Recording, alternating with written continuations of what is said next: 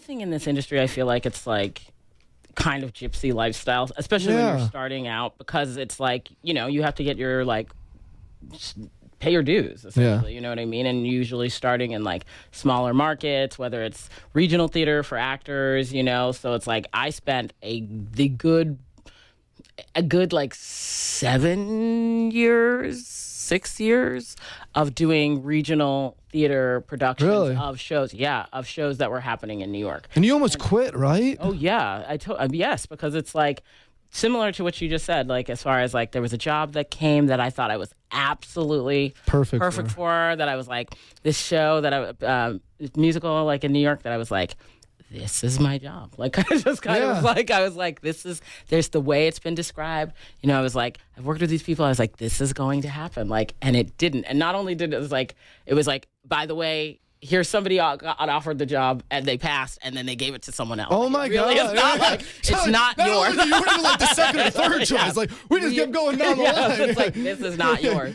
Exactly. And I was like, that like took like, you know, it hurts. a huge hit. Yeah. And you're like, what is going on? And then, you know, I was like doing a show in New York at that time, and my manager was like, who came to see me. She was from LA, and I think probably because she was from Hollywood, it gave me this confidence going into film and television because I'd never auditioned for it before. Yeah, so you're like, okay, I'm just going to branch out into film and television. Yeah, okay. Well, and it was her idea. Yeah. She was like, she said to me, have you ever auditioned for film and television? I was like, no.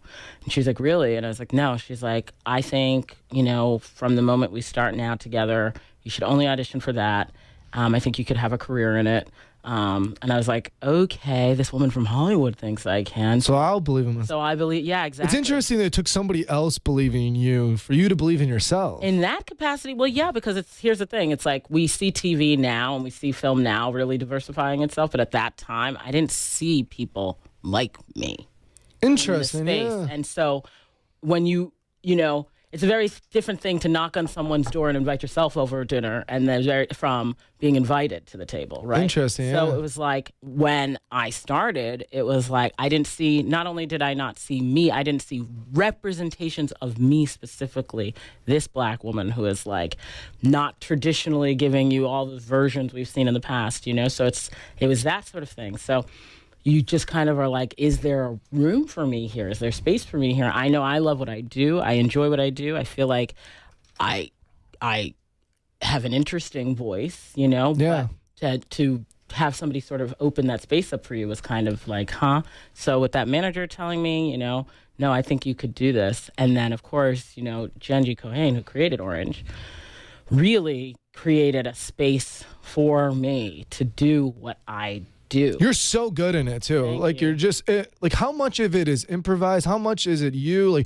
Like what? How do you? Because your character stands out. I think every character kind of is interesting on the show, but your character, I think more so than anyone else, really stands out. And so, how much is it the writing? How much is it for you taking Crazy Eyes and Suzanne under your wing? Or I think it's you know, Genji has like said it best since the beginning. She was like, it's like symbiosis. You know, she was like, obviously, when I first got the script, it wasn't like we had a conversation and then they wrote Suzanne. It was Suzanne. They had written her, and I, you know, read the script and the material, and I interpreted it and saw a sort of creative idea that made sense to me to play for the playing of it.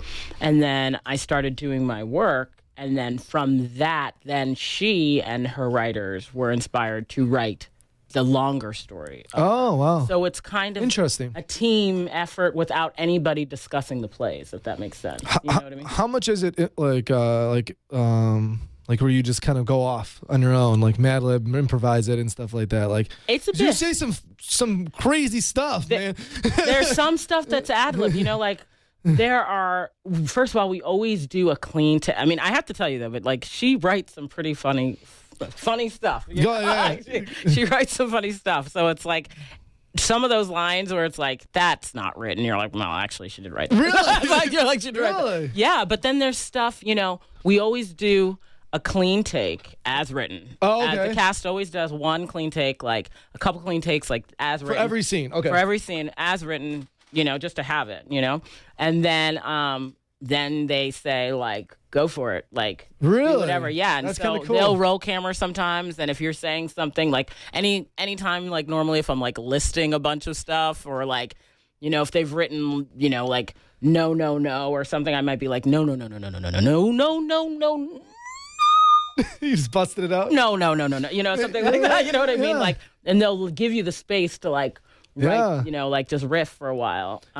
But yeah, That's do. crazy. So I was just talking actually with my producer Courtney about this, and she said that Anne Hathaway wanted to do another Ocean's 8 because she said it was like completely different on set, being the majority, like being a women's set. How is it working with a bunch of women every single day?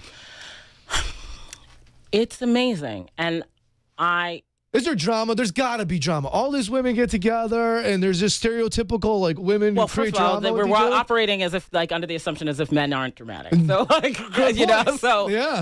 Themselves. So Hell yeah. that True. exists as well. So I think it is like anywhere else, any sort of like intimate, long-standing, close environment, But we love each other supremely. That's one. Number two, I think. It's amazing because previous to Orange, I'd only had ever in my entire artistic life one experience working with all women, and it was doing a play. Interesting. And I remember going into that rehearsal room and being very aware of the fact that this has never been the case. And I'd been doing theater for a long time at that point. I was like, wow, how crazy that this never exists. Like, and I have to imagine that this never exists for a lot of female actors. And why is it that we never have the writer, director, producer, production stage manager all behind that table as women, and in that particular case, women of color, right? So I was aware of that. And the way the conversations sort of happen, particularly when you're telling a female-driven story, is just a different conversation because these are women who are women, so they know that perspective. So that was one thing. Then on Orange, I can distinctly remember season 1. It was episode 3. Okay, yeah, that's exact. Yep, exactly. And they had called cut, and we were walking back to like our dressing rooms, and we had to walk past Video Village, which for people who don't know, that's where all the creatives are watching the show as it's being shot. And we walked past the Village, and it was like Sean Heder, who was a woman who wrote the episode, Jodie Foster, Lisa Vinacore, one of our producers, Neri Tannenbaum, one of our producers, Genji there. I think Lauren Morelli, who was writing the next episode, was there. 6 women. Cindy Holland, who works as like one of the top women at Netflix. It was this crew of women sitting in the Village. And I just remember walking by and again thinking to myself, I was like, all these women are doing this. Awesome. And it just made me think differently. This is where the power is, and I think it made me think differently about my own possibility. Because I've seen women in my seat, but I had never seen women en masse behind the scenes really driving the ship. That's a great point because and I think that's how like change happens. It kind of starts with the people like the front line, or people that you see visually, but you see like even in the NFL, there's no black female owners, there's no black owners. And so you see the people who own things, the run things, the people behind the scenes, the puppet masters, if you will, they're still white males. And so to see people all of a sudden be in those directors' chairs and to be in those powerful positions, that changes what the game is. It changes the possibilities for people like you, but for women in general. Absolutely. And it's, that's why I think hashtag representation matters. When you have a model of something, it's much easier to build a model airplane, right? For example, when you have the guide in front of you, you can see the example of how something is put together. It's much more challenging if somebody just hands you the pieces and you're supposed to just sit there and figure it out. But you have an example in front of you to look at. You understand where the color goes, where this part of the wing gets inserted. And the same is true in life, right? So if I have an example in front of myself, I could say, oh, okay, he did it. It's possible for me too. Oh, she did it. It's possible for me too. Cool. Your visibility is, and more specifically, it's like you understand that your existence matters. And I think that's what's powerful about it. I had this mom write me one time when I did The Wiz live on NBC. Which is awesome. Thanks. I made it myself. Hell yeah. So I had, and she wrote me because, I was the Glinda in it. And I took the job, and it meant so much to me. She was like, "Oh, it's so great for my daughter to see you as an example." So for powerful. That part. Yeah, and I took the job because I have a little niece, and I was like, I want her to see another version of what a good witch can look like. So what's contract negotiations like then? Is it differently? Because it's different. Is it a different setting? Because like you hear so much about Hollywood pay gap, but then you're on a set with all women. So are you guys conversing with each other, saying it, or do you handle it differently? And there is a difference. Like, do you feel more responsibility to like, hey, we're all women having a conversation about money. Let's do it a little bit differently. I don't know if on our show we're not having just being sincere like dialogues in that way. Okay. As far as like when we're negotiating, I will say that a lot of time as women, though, we have had conversations because most of us, we work alongside veterans like Kate Mulgrew and Laura Prepon, and Natasha Lyonne have worked in this industry. Some of them at this point 20 years. I think Kate's been in this business since she's 19. Who are very helpful in advising and counseling and guiding us because they have been in those trenches before. Yeah. And being able to really discuss. Just empower you to realize, you know what? You don't have to take anything that's given to you. You don't have to just say yes. That's so hard. Woman. It's been hard for me. Like anytime anyone's ever like, I don't think I've ever handled a contract negotiation well yet. Like to be honest, like, Yeah. like I feel insecure. Like I said, I've moved around from job to job where I felt like I was risking everything. So if I didn't accept what they took me or if I questioned back, like it's really insecure. Like you feel really vulnerable. And like contract negotiations go down and you're sitting at the other end of the table. Like, I don't know how you feel, but for me, like sometimes they can minimize you in some ways. It's hard. I think it's really hard. Sure. But that's business practice in general. Yeah, right? yeah. But it's like, I think something all of us must always hold on to is just value and worth. It's like always having a solid understanding of your worth as a human being, what it is that you feel you are bringing, you know what I mean? And that doesn't mean to say that you are ungrateful. We have a great group at Netflix, but I think across the board, whether it's in my industry, whether it's in your industry, when you're sitting at that table and it's like really, my sister said to me, it's like, never be afraid to say no or be made to be afraid to say no. And I think a lot of times easier said than done. Right? Well, because the risk is great, right? Yeah, because you're out of a job. Yes, but it's like you have to be willing. She says, like, always be ready to say no and remember that your yes is waiting on the other side. So it's like that's not if it's not sitting in you. It's like it is okay. We need to believe, all of us in this room.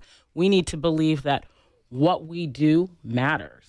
And that if it's not this table who recognizes it, another table will see it. Where do you get, like, you're like extremely inspirational. Like, do you get it from your family? Like, I feel like you have this like confidence about you. Like, like I know you're close with your family. Where do you get it? Is that where you get it from? Like, no matter what happens, I have a family to fall back on. Where do you get that from? Well, definitely, for sure. I think that's like paramount. Like my family is the most important thing to me. There genuinely is nothing that can touch it, or that I would trade it for, period, point blank, end of statement. Sure. And I, again, know what I value, and that is top value. So I'm not going to suddenly now be, wondering about, my job and like abandon my family, it's like that is top, period. So that's one. And that support and the buoyancy from that, I think, keeps me afloat. I would say my mom is a pretty inspirational woman. She's cool, right? Like she's like awesome. She's awesome. She is like awesome. Nani Aduba is her name. You will never call her that. It's Mrs. Aduba. Yeah. So she's awesome, and like, of course now she's like older, so she's like now like this quiet. When people meet her, she's like this quiet, demure lady. I'm like, this is not the woman I grew up. Really? Like, no, she's a firecracker, and like tough. This is a woman who immigrated to the United States by herself. has 2 masters, has worked her butt off, What a like badass, very yeah. smart woman. The lowest grade she ever got in her life was an A.